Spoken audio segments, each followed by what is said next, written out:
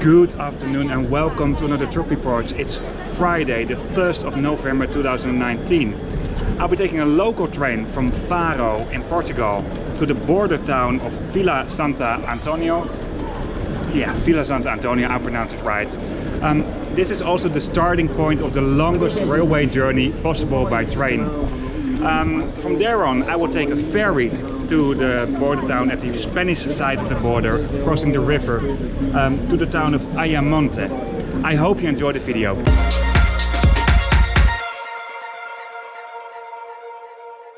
Before I start this video, I have to say this is just a fun way to travel between Faro and Spain. And as you can see on the map, it's not even a long distance, it's just a local train that runs to the border town. The most efficient way to travel is to book a bus ticket at the website of Alsa or Flixbus. When you buy a bus ticket to the Spanish town of Seville, you have a connection to the high-speed railways and, well, from there on you can go pretty much anywhere by train. The reason why I'm saying this is because there is no train connection on the other side of the border. The nearest train station is in the city of Huelva. And in Huelva, the bus station is not really near the railway station, so the best thing is to go by bus to Seville. Another way when you want to travel completely by train is to go to Lisbon, and from Lisbon you can catch a sleeper train to the border town of Hendaye between Spain and France, or to Madrid. I did a trip report of this as well, so when you're watching this on YouTube, this might be popping up somewhere right now. Between Faro and Lisbon you can find several long-distance trains, both Alfa Pendular and Intercidades, which stands for Intercity. Well, I have trip reports on both of these trains, you can watch them on my channel. These long-distance trains run to all big cities in Portugal.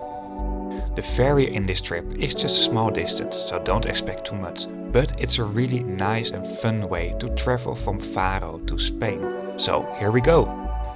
These local trains are just very simple, but you can take your bike and the seats are pretty okay. One thing that's really bothering me in Portugal is that on local trains there is a lot of graffiti on the trains. This really blocks the view every now and then. On this specific trains the windows were not really clean as well.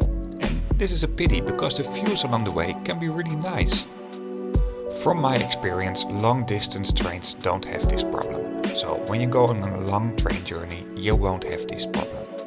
The travel time from Faro to Vila de Santo António is a little bit more than 1 hour.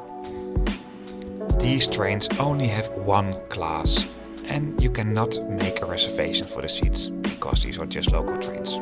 Route information can be found above all the entrance doors.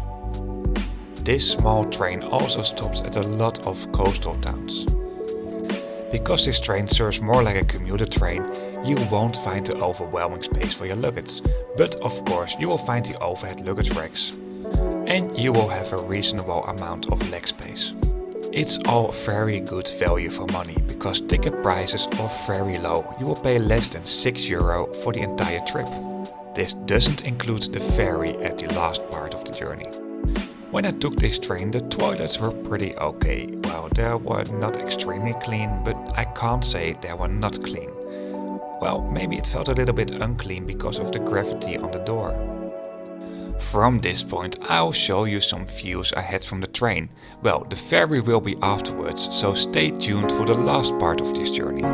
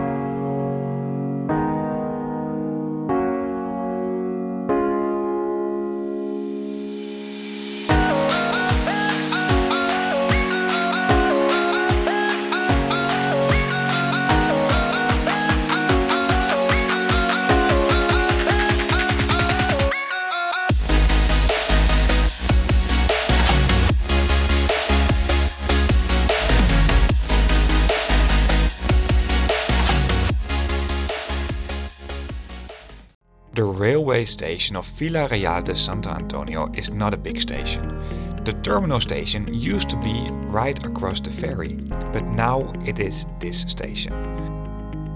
From here it's a 10 to 15 minute walk to the ferry. When you're traveling on this route, please do keep in mind that Spain and Portugal do have a different time zone. Spain is 1 hour ahead of Portugal.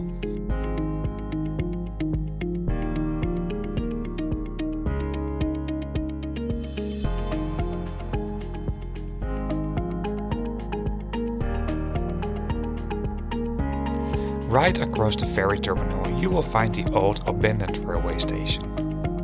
It's a pity that trains don't run to this place anymore. From what I mentioned in the beginning of this video, this is a pretty small ferry. But actually I really like this ferry. It's very affordable as well. It takes foot passengers and passengers traveling with a bike. When you enter the ferry you can see the destination right away. The other side of the river is in Spain.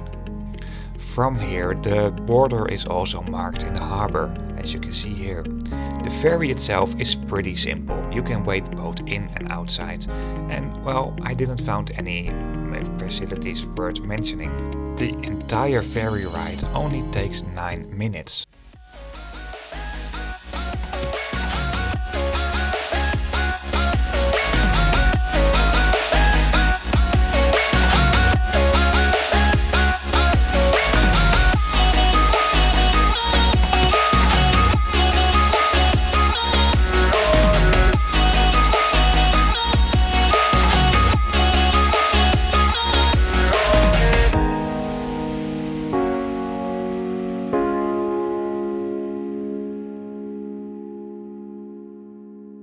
So here I am at the harbor of Ayamonte in Spain. I hope you like this trip report.